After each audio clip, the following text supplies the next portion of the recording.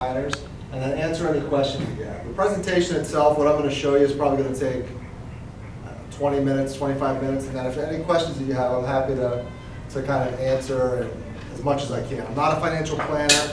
I don't have any fiduciary relationships with any specific brokerage firm or anything like that, but I can try and answer as much as I can. So, the purpose of the presentation in general is, one of my pet peeves is that, especially with new staff members, I always start the conversation about retirement savings with our new staff, and they have no clue at all about saving for retirement. A lot of times until people get into their late 20s or 30s, they haven't thought about any of these issues. With Social Security the way it is, with defined benefit pensions being reduced from 38% of jobs to under 20% of jobs today, these are going to be things that your kids will definitely benefit from if they can start them early. I don't think that I have it in this presentation, but I have a friend of mine whose children are 8 and 10. And those kids, 8 and 10-year-olds, both have Roth IRAs. So they're going to have tax-free growth on those portfolios from the time they're 8 to the time they're 65, which is 57 years of compounded tax-free growth. So a lot of people don't know about this. They don't know, A, that you can do that for a minor, and they certainly don't know how to do that for a minor. So we'll talk about some of those things tonight. As I said, some of the retirement headwinds that are coming up are the solvency of Social Security. Whether it's there or not, it's probably going to be a reduced version of what it is right now for your kids. The reduction of defined benefit pension programs. This is from the Social Security Administration that makes the estimate that there were 38% of all public and private sector jobs had defined benefit pension policies in 1980, and that's down to 20% in 2008, and probably less at this point. So Roth IRA, from the start, does everyone know what a Roth IRA is? All right, so I'll just go over this basically. This is something that you guys are familiar with. The Roth, of course, is a tax-sheltered retirement vehicle. You can have a Roth IRA account that's in mutual funds, that's in stocks, that's in a money market fund, anything. The Roth is just the overarching part of the tax code that allows you to put in after-tax money and take that money out, withdraw it tax-free. Any growth that was generated through a Roth account is tax-free growth, as long as you take that money out after 59.5. Anybody who has earned income, so anyone who files a tax return may set up a Roth IRA. That means the 8-year-old, as long as she files a tax return, can have a Roth IRA. They went to like a craft fair and they sold whatever it was, their little trinkets or crafts, and they'd make $400 or $500. They'd file a tax return for her, which is obviously under the standard deduction of $5,800. No tax was incurred, but having that tax return allowed them to characterize those monies as Roth eligible money. So, students that are contributing, how old are you, Kaylee? 15? Yeah. All right, so you're 15, so you have 50 years of compounded tax-free growth. The earlier you start, the better. And I'll kind of show you a little bit of an illustration of how that time element is really the most important part of Roth. So why now? Why start now?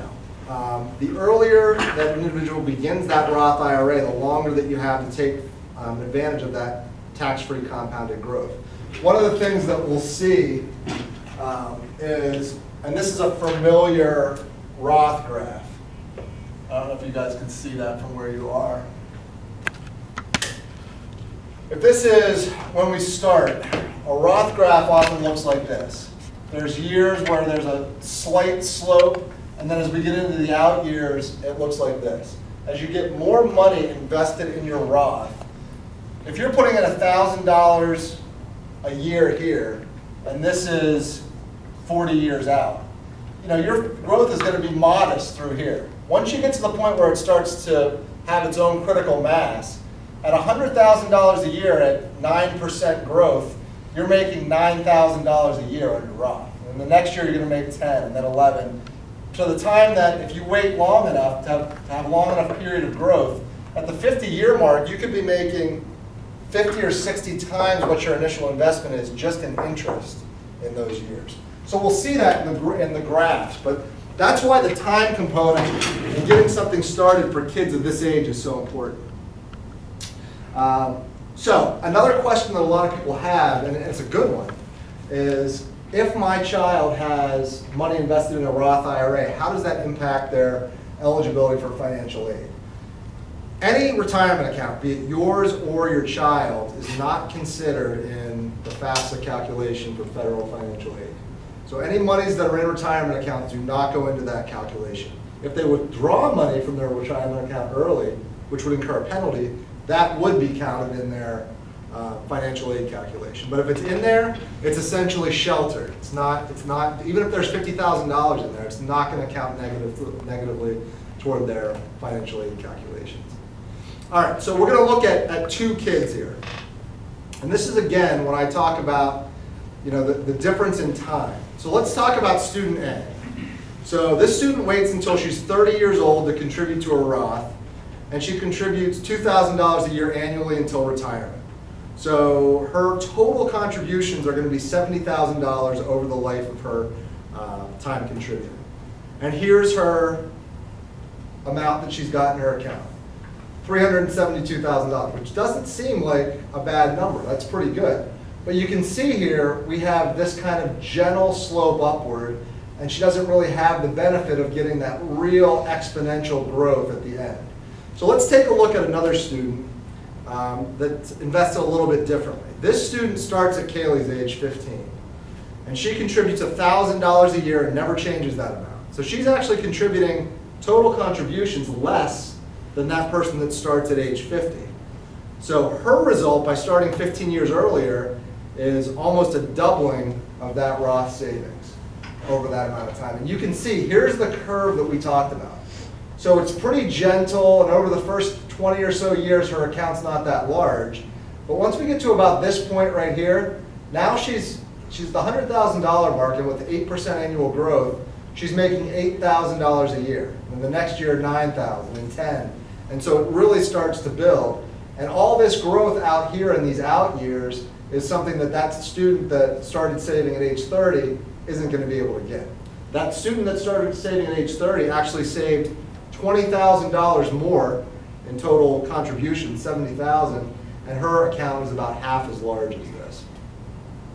Now if we look at the same student, let's talk this student again and say, okay, Kaylee starts saving $1,000 a year at 15 and then contributes the same amount that student did at 30. Maybe when she's got her own job, she's a little more financially secure.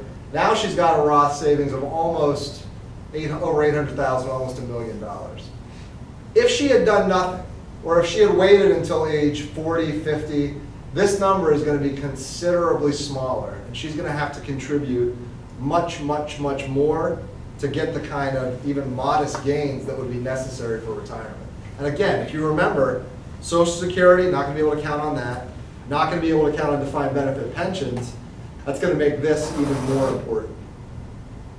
This is that same graph. I use the first graph of the students and the contributions with 9% or 8% growth. This is with a 9% average growth, and they go from 300 to 470. And student B with 9% growth, putting in $1,000 a year at retirement would have $888,000. Now, the key difference between those two things is time. The second kid, or the first kid rather, that started older, she had to put more money in and got less out in the end.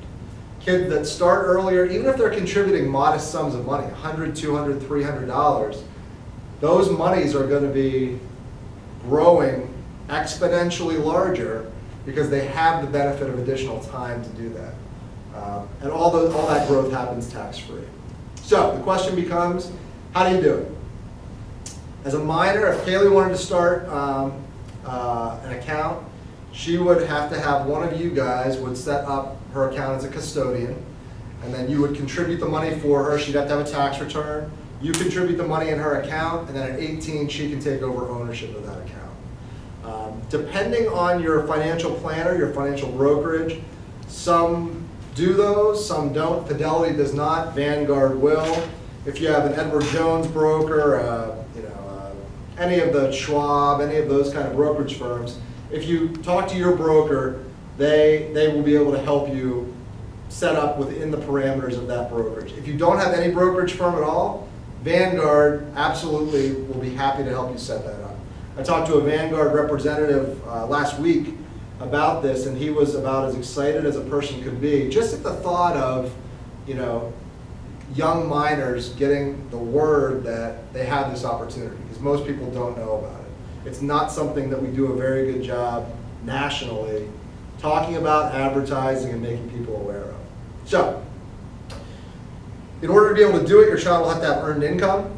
Babysitting can work, selling crafts, anything that they're doing to earn money that you report, you can contribute up to the amount of earnings, whatever, with the lesser of the two amounts, $5,500 or their earned income. They can contribute yearly, annually to that Roth account.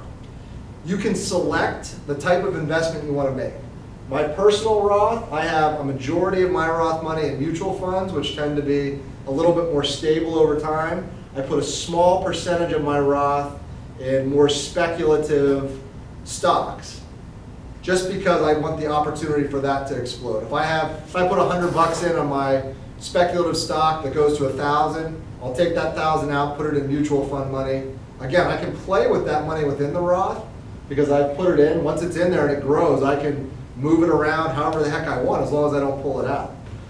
So I manage it that way, but you don't have to get that creative and that complicated. You can stick it in an index fund, and over time, if you take a look at a fund like Vanguard Star fund, for example, is a pretty good example of a very market, like a full market, low cost fund. The Vanguard Star fund, which has a minimum of $1,000 to invest, they have a lifetime return of 9.35%. So over the last, I don't know, 25 years, since 1980, when this fund was the inception, if you put in $1,000 a year, the average over time, some years it was more, some years it was less, but over 25 years, the average return is 9.35%. If you plug that into a Roth calculator and do that over time, you'll see that the example, the growth of that money would mimic what we had in the second example, the 9% example. So these examples. So let's say a kid at 15 in 1980 puts their stuff in there. This is the kind of curve they could expect if they were invested in the Vanguard Star Fund. That's what most people prefer to do because it's a little bit, they don't have to constantly be monitoring their accounts. They don't have to constantly be moving things around. Put something in that gives you exposure to the whole market and take advantage of the growth. Okay, any questions about that so far? This is and I'll make this available to all of you guys. I'll put it on the website tonight. This is the loan calculator that you can use, so you can kind of make some predictions about the amount of money that you might put in. So if you think, okay, this year I have $1,000 let's call it $2,000 to invest. So you have earned income of $2,000, and you're just not sure if you're ever going to be able to put any more money into that account ever again. It would still benefit a kid like Kaylee to put that $2,000 into her Roth account. Let's take an average 9% annual gain. So if you did that and nothing else over the entire future of your investments, you would have $150,000 whenever you got to retirement by contributing nothing else. The more that you contribute to this over each year, let's say conservatively you say $500, that's going to make your lifetime savings almost $600,000. If you can take that $500 and make it $1,500 a year, your lifetime savings are going to go to $1.5 million. So you can play with this and see how but the biggest impact that you're going to have is the amount of time that you have. Let's take this exact same kid that's got $1.5 million in and start that exact same thing at age 30 and see how that's impacted. $1.5 million goes down to $393. Time is the single most important element in this equation. If you can only put $200 in whenever you're 15, it's worth putting it in, getting the savings process started. Some years you're going to be able to contribute $1,500, some years you're not. even after yeah. So you don't have to contribute every year, because You say can my kid contribute- only has a job this summer, but next summer he doesn't, so he doesn't have a Nope, tax return. you can contribute, in the years that you have earned income, you're eligible to contribute. And You don't your have to. means the kid. Yeah, Because he kid, has right. to have Yeah. earned income and a tax. The minor, that this is in their name, has to have earned income and a tax return. Okay. You do that, and they're eligible to contribute. Awesome. Now, it does not have to be their money. Right. The only thing it says is that they have to have earned income. So if you give a tax return, they may have gone out and spent that money, but grandma says, okay, I'm gonna match their earnings and stick it in here. That's good. That works. Does not, you know, you don't have to say that that was specifically that money. So my friend Beth, now the kids, I think that they did actually use the money that was for the kids, or most of it, but you know, they had the crafts, and some of Beth's crafts that she made got attributed to the children. So they went to the craft show, 90% of it is what Beth made. They made $1,000, but they made the tax return for the kid and then put that $1,000 into the account. And they happen to contribute most years, but even for me personally, like, you know, I have my own personal retirement account. I can't contribute the same amount that I typically do every year. That doesn't matter. You can do that as you see fit, you know, as the finances in that particular student's life allow. The more you can do it, the better off they'll be at the end, especially the more you can do it earlier. But you certainly don't have to use numbers this big, and you certainly don't have to do it every year. Okay? Let me go back here. So this is going to be, I think that's the last slide, yeah. That calculator there you can use to kind of see what how your contributions are going to impact your account over time. What I would say is the most important thing you can do now is contact your broker. If you don't have a broker, contact a place like Vanguard and just get the process started and get it set up. Even if you never contribute to it, it's set up and you have the opportunity to contribute to it. Those places will make the contribution process extremely simple. I have a Fidelity account that I have my Roth brokerage account in. Because I'm an adult, they take adult accounts. I literally can get invested in a mutual fund in under 45 seconds. I hit one button to deposit money from my bank account to my Fidelity account. Next screen, trade. I'm in the mutual fund. I don't think about it again for another year. So it's very, very easy. As long as you have it set up, you're eligible to do it. Anybody have any questions about anything else that we talked about? Yeah. What's the minimum that you need to start? That'll depend on the brokerage. So if you are going through Vanguard, a lot of the Vanguard funds, like the Vanguard Star fund, most of their funds are a $3,000 minimum. Vanguard Star is $1,000.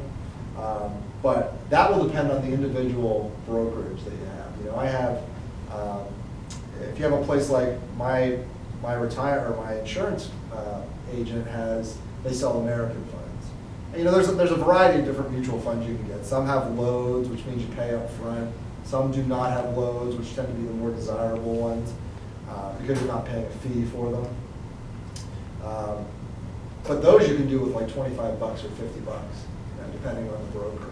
So that's really up to the individual brokerage and how they run their operation. I would say if you have 250 is usually a pretty good number that, you know, especially if you do like an automatic deposit, if the kid's gonna do an automatic deposit monthly of even like $25, then a lot of places will let you set up your account with a lower starting amount. That just depends on the individual brokerage. Yeah? You have to have the tax return before you set the IRA up? They have to have taxable income for that year. So if, let's say Kaylee, for example, was 2013. If she worked in 2013 and you're going to contribute for 2013, typically most brokerages will allow you to make contributions for the previous tax year up until April 15th. So like when I make my contributions to my account now, I have to say, is this going to be a 2013 or 2014 contribution? So if she worked last year, you could contribute into last year's fund. You wouldn't want to, unless you knew she was going to have a job or knew she was going to have income, you wouldn't want to contribute into 14 until you knew that that was the case. Because that's the only hiccup in this whole process is if the student contributes to their account but didn't have earned income, then you run into a little bit of a issue with, I mean, it won't be a big issue. They'll come and tell you, slap you on the hand and tell you, whatever. But, yeah, but if she didn't have income, what Beth does, my friend Beth does, in the years that they don't get to the sale, what was her 8-year-old is now her 14-year-old. She gets $600, $700 in babysitting income during that year. There's never been someone from the IRS that came to make her verify the $700 in babysitting income that she has reported. That's very unlikely to ever happen. Most kids do have about, $500, $600, $700 in babysitting income. That's not outside the realm of possibility. Tax professionals will tell you to keep a journal, of the babysitting that you do, and just, it was this day. If anyone ever comes to talk to you, I have never in my entire life, in 15 years of doing this, heard of someone going to talk to someone about their child's babysitting income. But just to be safe, we always encourage people to do that. But yeah, that's a good question. As long as you know there's going to be income for that tax year, you can contribute. And in 3 years, when she's 18, then it makes, then if she has a job, she'll be doing that on her own, and she'll be making those decisions about whether to contribute or not. What we like to do is we like to normalize the saving process for kids.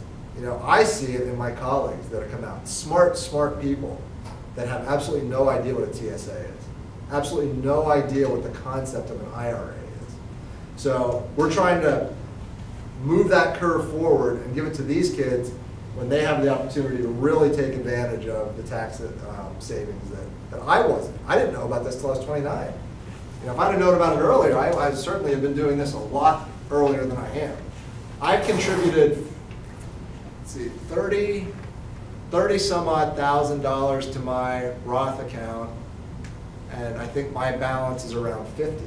If I'd have started that when I was 15, my balance would probably be over 100,000, over 150,000, and the ultimate balance would be much greater than it's going to be in the small amount of time that I've had to do it. So, other questions? Okay. I'm going to post this on the guidance website today, so if you want to access anything that was in there, if you need some referrals as to who to talk about, if you talk to your brokerages and they don't offer Roths for minors, I can certainly give you the Vanguard number.